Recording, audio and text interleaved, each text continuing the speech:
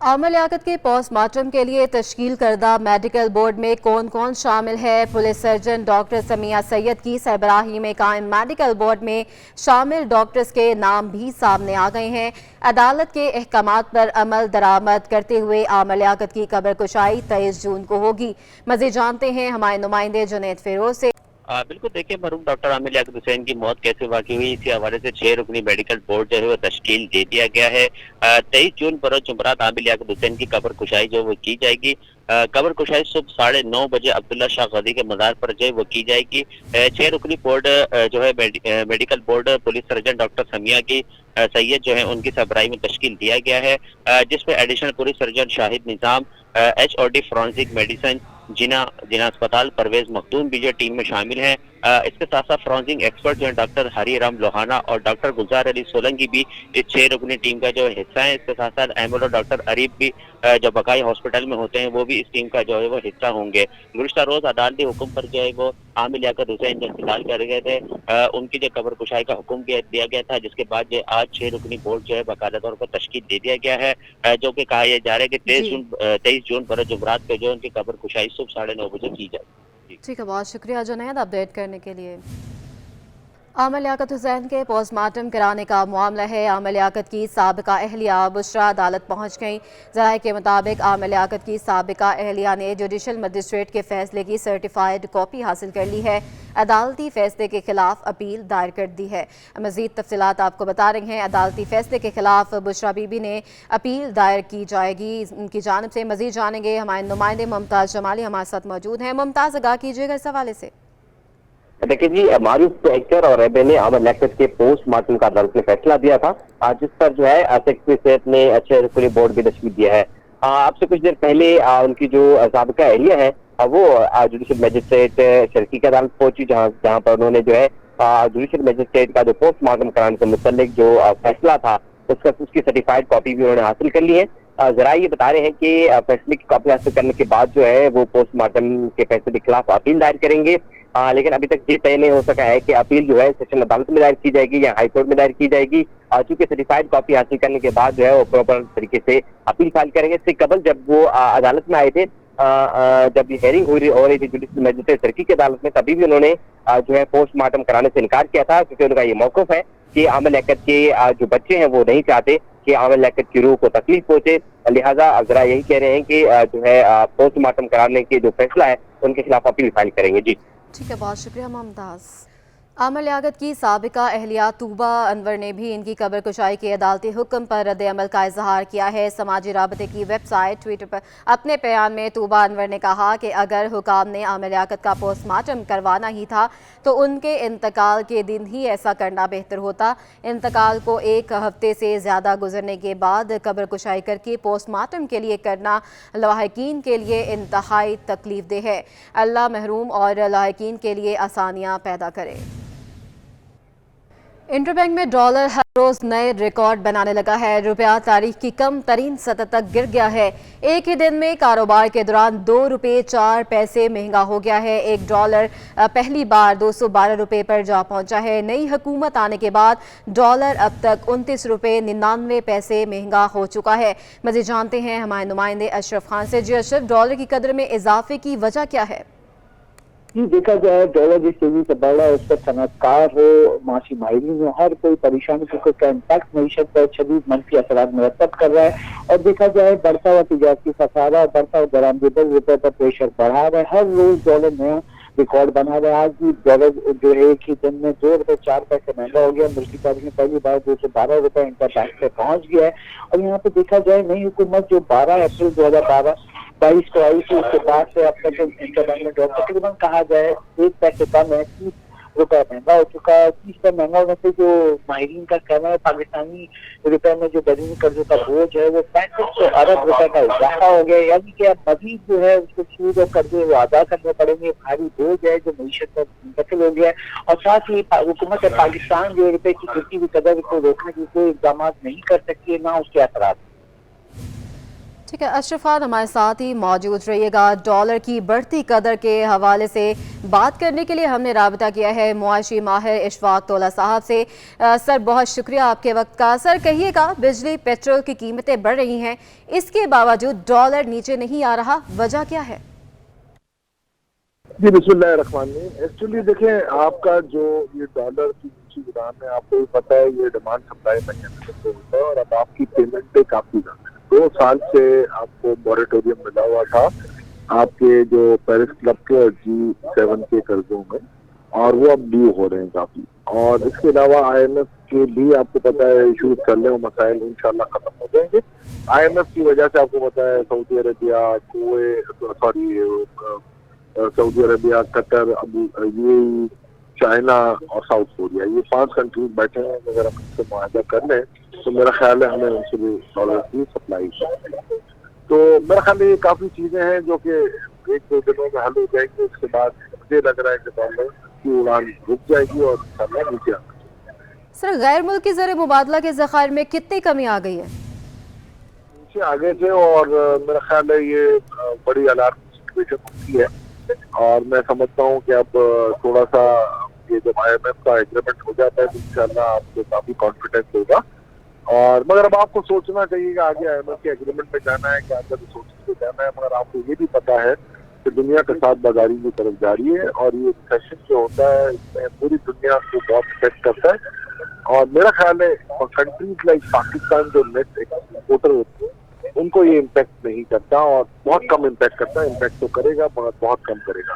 हमारी वजह ये है महंगाई की या ये डॉलर कम होने की वजह ये आपका 1 रुपये की वैल्यू काफी हो गया है और आपकी काफी इंटरेस्ट रेट बढ़ गई। ये दोनों चीजों पे आपको कंट्रोल करना पड़ेगा और इंशाल्लाह आपकी मईशत, लोकल मईशत में आपको कोई मसला नहीं। जी, इशफाक तोला साहब हमारे साथ ही मौजूद रहिएगा। अशरफ खान की जाने बढ़ेंगे।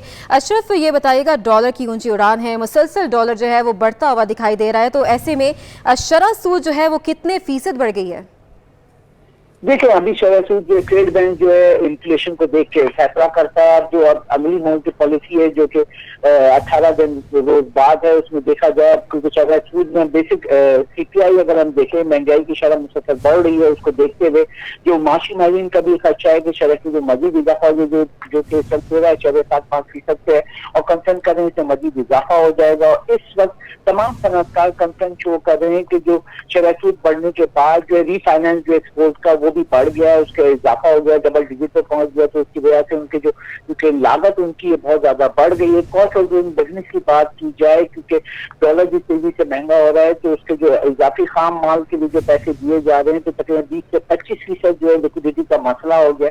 उसके लिए एक्सपोर्ट रीफाइनेंस से जा रहे हैं तो उस पर इजाफी सूद अदा करना पड़ रहा है, उस पर कंसर्न हो रहा है। और यहाँ पे जो सनअतकार हैं कंसर्न शो कर रहे हैं, बिजली की कीमत जो फी यूनिट जो इंडस्ट्रियल यूनिट जो पड़ गया 45 रुपए फी यूनिट पे है। गैस की कीमत बढ़ गई है। कह रहे हैं रीजनल ममालिक से हम कैसे मुकाबला करेंगे, जो कि हमारे लंबे अरसे के जो ऑर्डर्स होते हैं उसको कैसे मुकम्मल करेंगे, ये कंसर्न शो कर रहे हैं। और साथ ही कह रहे हैं कि जो यहाँ पे जो गवर्नमेंट जो फैसले ले रही है उसके जो इम्पैक्ट है आगे चल के बहुत मनफी असरात होंगे। अब यहाँ पे फौरी तौर पर कहा जा रहा है कि अगर जैसे IMF है उस डील को फौरी तौर पर हतमी किया जाए ताकि $1 अरब आने के बाद दीगर मालियाती फंड जो है वो भी आप पाकिस्तान को कर दें, जिससे तकरीबन 10 से 12 अरब डॉलर फौरी तौर पर पाकिस्तान को चाहिए। वो कंसर्न शो किया जा रहा है। जितनी डिले हो रहा है उसकी वजह से वो मुसलसल गिरता जा रहा है और जो डॉलर महंगा हो रहा है तो उससे हर शय की कीमत जो है बढ़ रही है। दरामदी खाम माल महंगा हो रहा है, इसके बाद बिजली गैस की कीमत मजीद बढ़ सकती है। ठीक है, अशरफ खान हमारे साथ ही मौजूद रहेगा। मुआशी माहिर इशफाक तोला साहब हमारे साथ मौजूद हैं। सर, बताइएगा, मार्केट में डॉलर की डिमांड है? आपको पता है स्पेकुलेशन तो होती है और काफी जो एक्सपोर्टर्स होते हैं वो अपना होल्ड बैक कर लेते हैं अच्छी डिस्क्रिप्शंस की वजह से। इस वजह से थोड़ा बहुत तो होता है मगर ये इतना बड़ा एलिमेंट नहीं होता और इंशाल्लाह ये ओवरकम हो जाएगा। अवेयर के ये थोड़े से मसले हैं तो ठीक हो जाएंगे इंशाल्लाह। तो सर, रुपए की कदर में बेहतरी के लिए क्या लाए अमल इख्तियार किया जाना चाहिए? देखिए, एक तो अब आप इस वक्त तो आपका ये है कि एक्सपोर्ट को आपको बढ़ाना चाहिए, IT के एक्सपोर्ट को बढ़ाना चाहिए। आपके एग्रीकल्चर की जो पैदावार है वो बहुत कम है, उसको आपको बढ़ाना पड़ेगा। आपको सेल्फ सफिशिएंट होना पड़ेगा। ये जो लग्जरियस गुड्स हैं इनके एक्सपोर्ट को रोकना पड़ेगा। काफी रिस्ट्रिक्शंस लगानी पड़ेगी और आपको कॉम को टैक्स नस्ल को देना पड़ेगा ताकि जाके आपके जराए इम्प्रूव हों। आपके काफी ऐसे इश्यूज है जो IMF से रिलेटेड सॉल्व करने पड़ेंगे और इंशाल्लाह ये सारी चीजें आप ना भी करें, ऐसा ऐसा करते रहेंगे तो आपकी मईशत में कदर हाल बेहतरी आए। जी ठीक है, बहुत शुक्रिया अशफाक तौला साहब, आपने हमें अपना वक्त दिया। अशरफ खान भी हमें अपडेट करे थे, आप दोनों का बहुत शुक्रिया। बात करेंगे शहर कायद के मौसम की, तो कराची वाले कमर कस लें, आइंदा 3 रोज़ तक शहर में शदीद गर्मी होगी। बादल बरसे बिना ही शहर से रुखसत हो गए। आइंदा 3 रोज़ तक शहर का मौसम गर्म और मरतूब रहेगा। मज़ीद तफला जानते हैं अपनी नुमाइंदा आदिया नाज से, जो इस वक्त चीफ मेट्रोलॉजिस्ट सरदार सरफराज के हमरा मौजूद हैं। जी आदिया, आगाह कीजिएगा, बारिशें कब तक होंगी? जी बिल्कुल, शहर कायद में आज का मौसम जो है वो गर्म मरतूब रहेगा और इम्कान जाहिर किया जा रहा है कि आइंदा 3 रोज़ तक भी शहर में यही सूरत हाल देखने को मिलेगी। बारिश होगी या नहीं होगी, चीफ मेट्रोलॉजिस्ट सरदार सरफराज हमारे हमरा मौजूद हैं, उनसे जानते हैं। क्या सर कराची वाले बारिश देख रहे हैं, उनके लिए है कुछ ऐसे इम्कान? देखिए, इस स्पेल में तो नहीं है कराची के लिए कोई ख़ास। एक हल्का सा चांस बन रहा था 2 दिन पहले, जब ये बाकी से जैसे सखर और जैकोबाद वगैरह में हो गई बारिश परसों रात को, तो अगर वो कंडीशंस प्रिवेल करती हैं आज तक पूरे सिंध पर जैसे कि इम्कान पहले था, लेकिन कल से उसमें चेंज आना शुरू हो गई है और आज तो खासी चेंज आ गई। और अब कराची के लिए गर्मी अगले 2 दिन मज़ीद बढ़ जाएगी, यानी 2 से 3 डिग्री टेम्परेचर, यानी 34-35 चल रहा था तो ये 37-38 तक जा सकता है। तो आज का दिन भी, कल भी, परसों भी। आज हो सकता है रात में कोई हल्की बूंदाबांदी का तो इम्कान रहता है। आज की रात आप कह सकते हैं, या अर्ली सुबह में कुछ बादल आ जाएं तो बूंदाबांदी हो सकती है, लेकिन कोई ऐसी अच्छी उस तरह से सिग्निफिकेंट बारिश नहीं है फ़िलहाल कराची के लिए। जून के आखिरी हफ्ते में भी अब इम्कान कम है, लेकिन जुलाई के शुरू में, जुलाई के पहले हफ्ते आप कह लेंगे थोड़ा सा आगे चला गया ये सिलसिला, तो जुलाई के पहले हफ्ते में इम्कान है फिर कि मानसून का बाकायदा स्पेल इसमें थरपारकर के रास्ते से हो सकता है। वहाँ पर 30 जून को थरपारकर वगैरह में इंटर होने का, मानसून वहाँ इंटर होने का इम्कान है। तो फिर वो फैलते फैलते कराची में जुलाई के शुरू के यानी पहले हफ्ते में 3-4 जुलाई से आप कह सकते हैं कि हो सकती है। हो गया, ऐसा लगता है कि बादल आए, कराची वालों को धोखा दे के चले गए, और अब ऐसा है कि कराची में जो इम्कान जाहिर किया जा रहा था कि हल्की बारिश है वो नहीं है। बूंदाबांदी तो वैसे भी रोज़ाना जो साहिली पट्टी है कराची की वहाँ पर देखने को मिल रही है, और यही कहा जा रहा है कि रोज़ तक कराची वालों को मजीद बहुत शुक्रिया आदिया हमें अपडेट करने के लिए। रुपए की कदर में कमी पर मकामी सनतकार शदीद परेशान हैं। चेयरमैन नेशनल बिजनेस ग्रुप मियां जाहिद हुसैन ने रुपए की कदर में कमी को मुआशरत के लिए नुकसान करार दे दिया। इनका कहना है कि रुपए की कदर में हर रोज़ गिरावट हो रही है। डॉलर महंगा होने से कारोबारी मामलात मुश्किल होते जा रहे हैं। अब तमाम तर सूरत हाल और नजरें IMF के फंड्स पर लगी हुई हैं। उनका मजीद क्या कहना है, जानते हैं हमारे नुमाइंदे अशरफ खान से। जी अशरफ, आगाह कीजिए।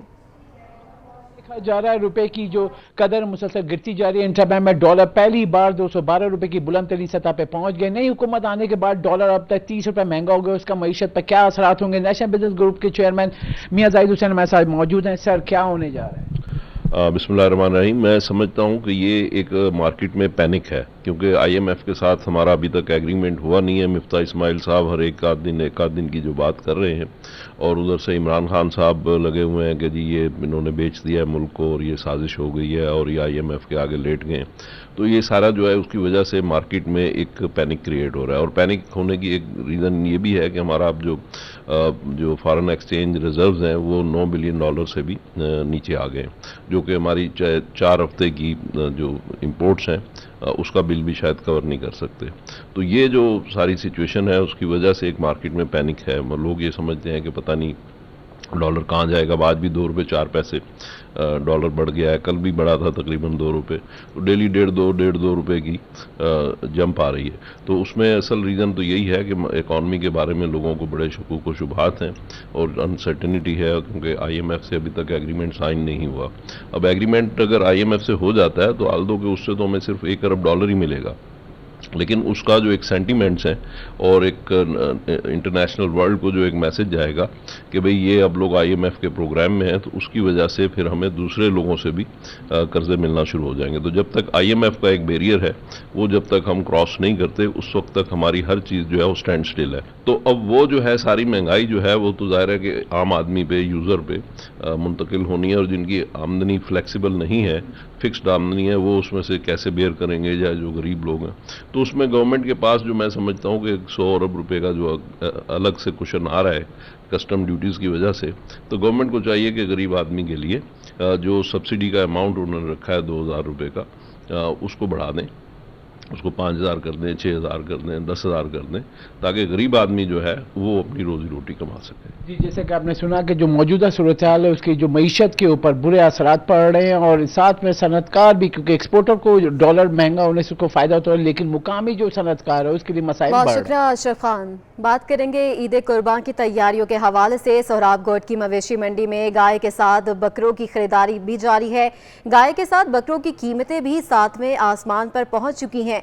इसी हवाले से मजीद तफसीलात हासिल करते हैं हमारे नुमाइंदे जुनैद फेरोज से। जी जुनैद, आगाह कीजिए। बिल्कुल, इस वक्त सोहराबगोट की मवेशी मंडी में मौजूद हैं। आपने तरह तरह के खूबसूरत जानवर देखे होंगे। इस वक्त हम जो आपको दिखा रहे हैं जानवर, वो गुलाबी नस्ल के दिखा रहे हैं। काफ़ी खूबसूरत जो है वो जानवर है। व्यापारी हमारे साथ मौजूद हैं, इनसे इस हवाले से मजीद जानेंगे। ये बताइएगा कि कितने जानवर आपके पास यहाँ गुलाबी नस्ल के हैं और इनकी खुसूसियत क्या है? सर, हमारे पास 2 खुरलियाँ, ये गुलाबी नस्ल के हैं, बिल्कुल नायाब जानवर हैं। इनका नाक, कान और मुंह सब गुलाबी होता है। कभी कभी किसी का नाक भी थोड़ा सा ब्लैक में होता है। ठीक है जी। तो ये कहाँ के, इनकी कीमतें क्या हैं? सर 7 लाख से लेके 4 लाख तक हैं गुलाबी वाले। कहाँ के हैं ये सारे जानवर? ये ज़िला रहीम यार खान राजनपुर से लाए हम। ठीक है। यह हमारे साथ व्यापारी मौजूद थे। इनका कहना था कि इनके पास इस वक्त जो है वो 10 से ज़्यादा यहाँ गुलाबी नस्ल के जो जानवर है वो मौजूद हैं, और ये ख़ास जो है राजनपुर से लेकर आए हैं। ख़ास जो इनका ख्याल रखते हैं खाने पीने का। इसके साथ साथ इनका कहना था कि 7 लाख रुपए इनकी जो है वो कीमत है, अलग अलग जो जानवर है उनकी। तो आपने देखा कि जो दीगर जो जानवर उनके साथ साथ गुलाबी नस्ल के जानवर हैं उनकी कीमतें भी जो है वो आसमान से इस वक्त बातें कर रही हैं। और अभी तक इस वक्त ख़रीदार जो है वो अभी तक मंडी में हमें नज़र नहीं आए, ताकि जो है वो भाव ताव हो सके। ताहम अभी जो है वो ग्राहकों का इंतज़ार किया जा रहा है, उसके बाद ही जो है वो भाव ताव का सिलसिला जो है शुरू होगा। काफ़ी जो है वो 10 से ज़ायद जो है इनके पास ये जानवर मौजूद हैं, जो खासकर जो है वो राजनपुर से लाए गए। शुक्रिया जुनैद। स्पेशल एजुकेशन डिपार्टमेंट में जालसाजी और गैर कानूनी भर्तियों के केस में सिंध हाई कोर्ट ने महकमा तालीम के अफसरान खालिद सलमान और अब्दुर्रहमान की जमानतें मंजूर कर ली। मुल्ज़मान की जानिब से अली और आहद एडवोकेट अदालत में पेश हुए। अदालत ने तवील दलाइल सुनने के बाद दोनों मुल्ज़मान की जमानतें मंजूर कर ली हैं। मज़ीद तफसील जानते हैं हमारे नुमाइंदे बिलाल अहमद से। जी बिलाल, आगाह कीजिए। जी, स्पेशल एजुकेशन डिपार्टमेंट में जालसाजी और भर्तियों का मामला है। सिंध हाई कोर्ट का 2 रुकनी बेंच है जिसने तालीमी अफसरान खालिद सुलेमान और अब्दुर्रहमान की जानिब से दायर दरखास्तों की समाअत की है। दौरान समाअत मुल्ज़मान की जानिब से अली वाहिद एडवोकेट अदालत में पेश हुए, और उनका ये कहना था कि स्पेशल एजुकेशन डिपार्टमेंट में 294 गैर कानूनी भर्तियों का मामला है, और उसमें जो सेक्रेटरी तालीम थे उन समेत तमाम तर मुल्ज़मान की जमानतें हो चुकी हैं। लेकिन उनके जो मुवक्किलीन हैं, जो कि सेक्शन ऑफिसर थे महकमा तालीम के, खालिद सुलेमान और अब्दुर्रहमान, वो बदस्तूर उनकी जमानतें नहीं हुई। लिहाजा अदालत से इस्तदा है कि जो दीगर मुल्ज़मान की जो जमानतें हुई हैं उसके पेश नज़र इन दोनों मुल्ज़मान की भी जमानतें मंजूर की जाएँ। ताहम नायब प्रोसिक्यूटर ने कहा कि दोनों जो मुल्ज़मान हैं इनका बुनियादी और कलीदी किरदार था गैर कानूनी भर्तियों में। 294 उम्मीदवारों को बराह रास्त बगैर किसी टेंडर और इश्तिहार के भर्ती किया गया, और सबको 99% नंबर दिए गए, और जालसाजी का तमाम तर रिकॉर्ड नैब के पास मौजूद है। लिहाजा ये किसी भी रियायत और जमानत के मुस्तहिक नहीं है। ताहम सिंध हाई कोर्ट के जज जस्टिस मोहम्मद जुनैद गफ्फार और जस्टिस अमजद अली सहेतों ने तवील समाअत करने के बाद दोनों मुल्ज़मान